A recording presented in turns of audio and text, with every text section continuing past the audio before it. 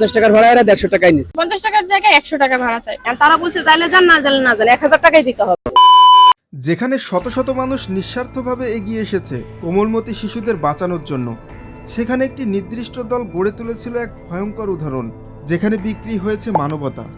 50 টাকার ভাড়া হয়ে গিয়েছে 150, কখনো 500, কখনো কখনো আবার 1000।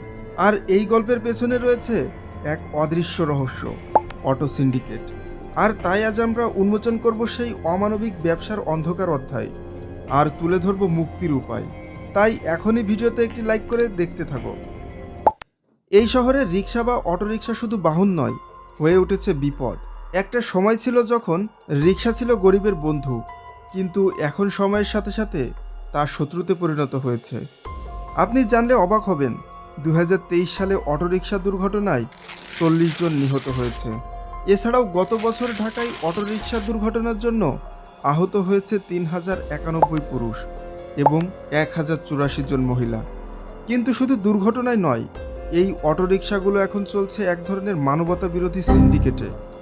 রাত হলেই ভাড়া বেড়ে যায়, লোক বেশি হলে দাম বেড়ে যায়, আর চালকের ইচ্ছা না হলে যাত্রী উঠাতে চায় না। অথচ এদের জন্য না আছে কোনো নিয়ম, না আছে নীতিমালা, যার চরম রূপ ধারণ করেছিল 21 জুলাই উত্তরায় বিমান দুর্ঘটনার পর, যখন মানুষ প্রাণ হাতে নিয়ে ছুটছিল, ছোট ছোট বাচ্চার জীবন বাঁচাতে নিঃস্বার্থভাবে এগিয়ে এসেছিল কিছু হৃদয়বান ব্যক্তি।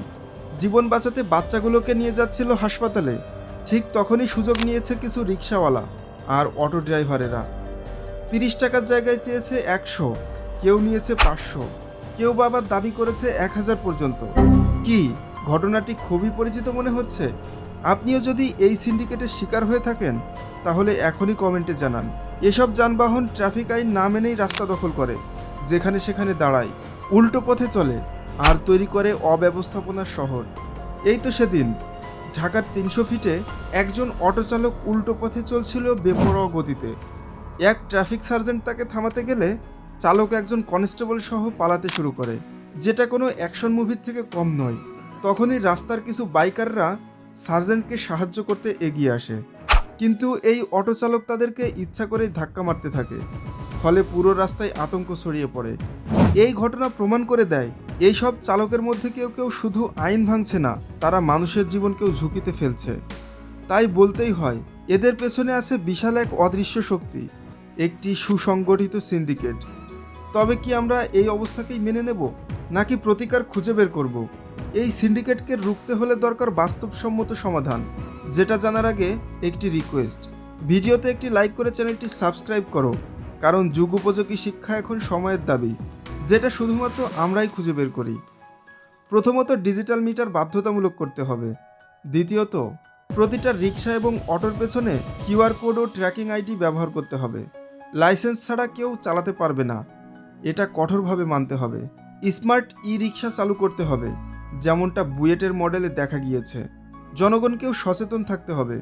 চুপ থাকা মানেই অপরাধী সহযোগিতা। এই শহর আমাদের, এই রাস্তাগুলোই আমাদের সন্তানদের পথ।